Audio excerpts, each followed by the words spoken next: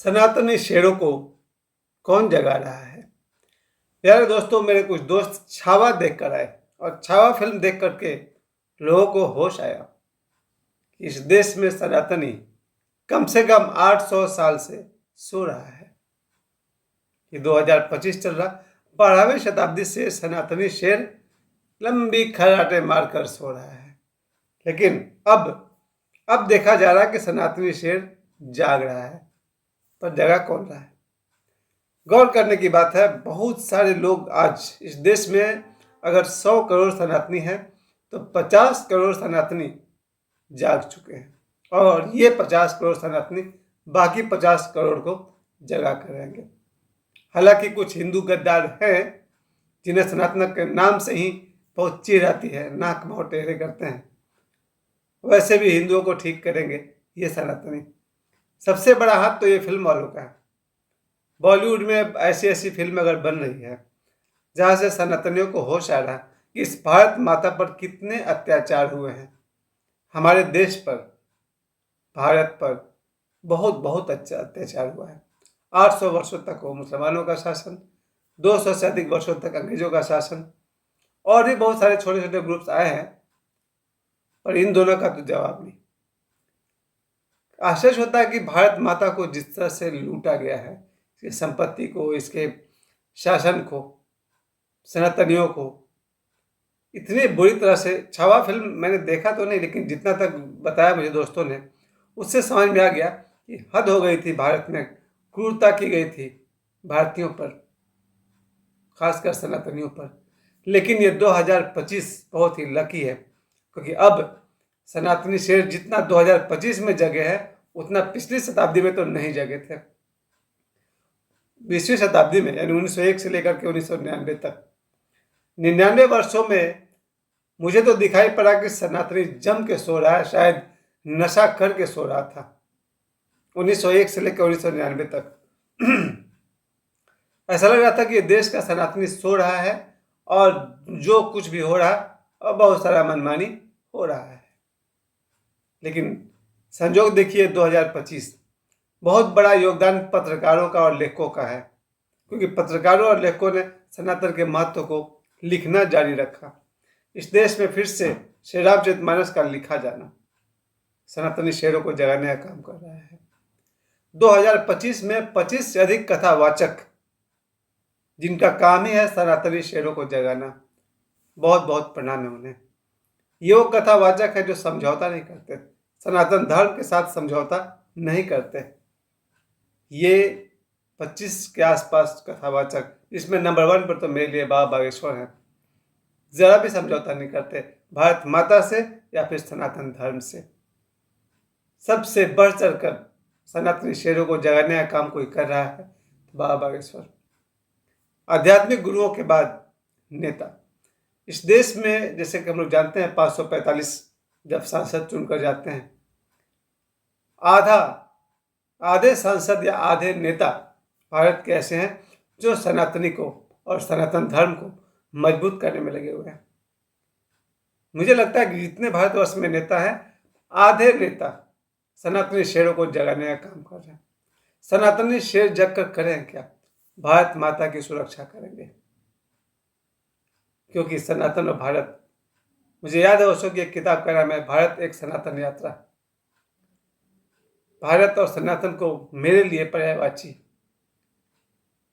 इस देश की महिमा को जितना गिराया गया पिछले 1000 वर्षों में, उस महिमा को 2000 से लेकर 2025 तक बहुत बहुत उठाने के लिए सनातनी शेर जाग चुके हैं।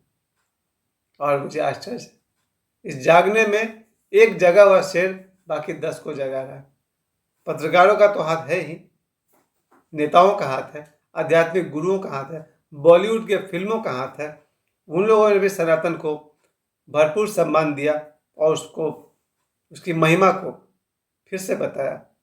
और सबसे बड़ा हाथ सोशल मीडिया का है, फेसबुक हो या फिर इंस्टाग्राम हो या फिर व्हाट्सएप कहिए, यूट्यूब कहिए।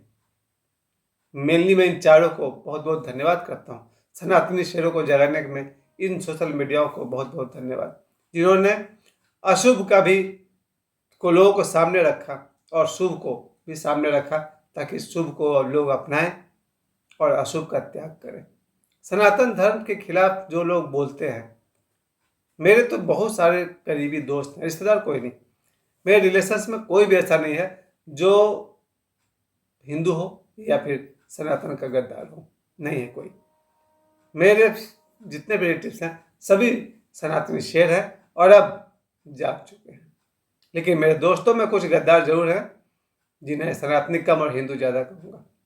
उन्हें सनातन के नाम से बहुत चिढ़ है, लेकिन जो सनातन की ऊंचाई है, चाहे हमारे वो वेद हो, पुराण हो, श्री रामचरितमानस हो, महाभारत हो या फिर कथा हो, हिंदू देवी देवताओं हो, इन सब के खिलाफ कोई बोले, सनातनी शेर बर्दाश्त नहीं करेगा। हमारा उद्देश्य ही वही है, भारत माता की सुरक्षा, भारत माता का विकास और सनातन धर्म का पताका लहराए।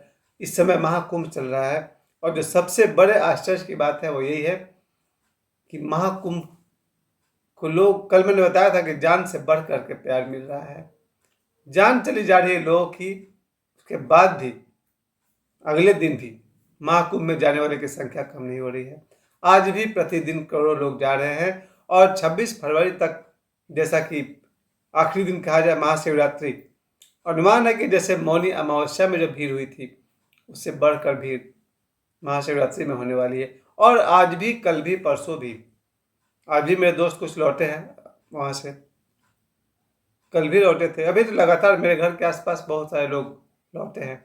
जिस तरह की भीड़ स्टेशन पर देखी जा रही है, हाँ, लेकिन आज लोग बता रहे थे कि सुव्यवस्था आ गया है। स्टेशन पर लोगों को बताया जा रहा है कि बिहार जाने वाले उधर जाए, झारखंड वाले उधर जाए, रेशन वाले वहाँ जाए, यानी पुलिस और सैन्य बल तैनात कर दी गई है। मैं तो यही कहूँगा, महाकुंभ जो कोई भी जाना चाहते हैं अवश्य जाए, लेकिन पूरी जानकारी और पूरी सावधानी के साथ जाइए। मुझे लग रहा है कि मैं 20 तारीख से 24 तारीख के बीच में जाऊंगा। मेरे पास सब सुविधा है, बस ऐसे ही इंतजार कर रहा हूँ कि 20 से 24 के बीच में जाऊंगा। ट्रेन से अगर आप जा रहे हैं तो भी सावधान रहें। अगर आपके साथ कोई बच्चा है, उसे मोबाइल नंबर लिख करके उससे गले में चाहे आप टांग दीजिए या उसके जेब में रख दीजिए बच्चे के पास, क्योंकि आजकल तो हम लोग को गिन के 5-10 नंबर याद रहता है। मुझे 5 नंबर याद नहीं है, एक मेरा नंबर याद है, एक बेटा का, एक बेटी का, एक भाई का, बस मुझे कुल मिलाकर 4 मोबाइल नंबर याद है 400 में से आउट ऑफ 400। तो आपके साथ अगर कोई बच्चा है, कोई महिला है, कोई बूढ़ा है, कोई कम पढ़ा लिखा है, उनके पास अपना मोबाइल नंबर ज़रूर डाल दीजिए। कोई बिछड़ जाए तो उन्हें ढूंढने में आसानी होगी। प्रशासन, पुलिस, सैन्य बल की सहायता जम कर लीजिए। सावधान रहिए। आपका उद्देश्य है कि आप महाकुंभ करने जा रहे हैं, किसी को कष्ट ना हो। मैंने देखा था ना कुछ वीडियो में, लोग मर गए, उसके ऊपर से लोग पार कर जा रहे हैं। ये कोई महाकुंभ नहीं हुआ, आप धर्म करने गए। लेकिन जो लोग भी महाकुंभ को इतना श्रद्धा दे रहे हैं कि इन घटनाओं के बावजूद भी लोगों की संख्या कम नहीं हुई बल्कि बढ़ते गई है। कल फिर बढ़ेगी, कल 19 फरवरी हो जाएगा, परसों 20 फरवरी होगा। प्रतिदिन महाकुंभ जाने वालों की संख्या बढ़ रही है। यही वो श्रद्धालु हैं जो सनातनी शेर को जगा रहे हैं। मैंने फर्स्ट लाइन में पूछा था कि सनातनी शेरों को कौन जगा रहा। मेरा उत्तर है, जो महाकुंभ में जान हथेली पर लेकर भी जा रहे हैं वही सनातनी शेरों को जगा रहा है। इतनी श्रद्धा आपने अगर सनातन धर्म पर दिखाई है, त्रिवेणी संगम पर दिखाई है, हमारे सनातनी धर्म के देवी देवता परमात्मा पर आपने इतनी श्रद्धा दिखाई है, यही वो लोग हैं जो सनातनी शेर को जगा रहे हैं। और अब 2025 में आज से आगे तक हर घर में एक न एक व्यक्ति ऐसा है जो सनातनी शेर है, जो जाग गया है और दूसरे को जगाने चल पड़ा है। आज हमारे देश में शिक्षा की जरूरत है, नौकरी की जरूरत है, और साथ साथ इस देश को बचाने की जरूरत है और सनातन धर्म को और मजबूत करने की जरूरत है। देश रहेगा तो ही धर्म रहेगा, और धर्म रहेगा तो हम देश के प्रति भी वफादार रहेंगे। ध्यान रखिए, हर देशवासी देशभक्त नहीं होता, बहुत ही कड़वा सच है। इस देश में रहने वाला हर कोई देशभक्त नहीं होता। भारत में जन्मे हुए लोग भारत के ही टुकड़े करने की तमन्ना रखते हैं, क्या आप नहीं जानते? भारत में ऐसे ऐसे नारे दिए गए, क्या आप सबने नहीं सुना कि भारत तेरे टुकड़े होंगे? या फिर इसी भारत के टुकड़े हुए भी। 1947 के आसपास में भारत के 3 टुकड़े हुए, पाकिस्तान, बांग्लादेश और भारत।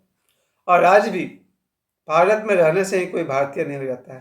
भारत के प्रति सच्ची भक्ति जिनकी है, जो भारत में जन्मे हैं, भारत के हैं, वही सच्चे भारतीय हैं। और अंत में फिर से एक बार कह दूं, सनातनी शेर को कौन जगा रहा है? सनातनी शेर को वही जगा रहा जो जाग चुका है। मुझे समय देने के लिए आप सभी को बहुत बहुत धन्यवाद और सभी सनातनी शेरों को मेरी तरफ से प्रणाम।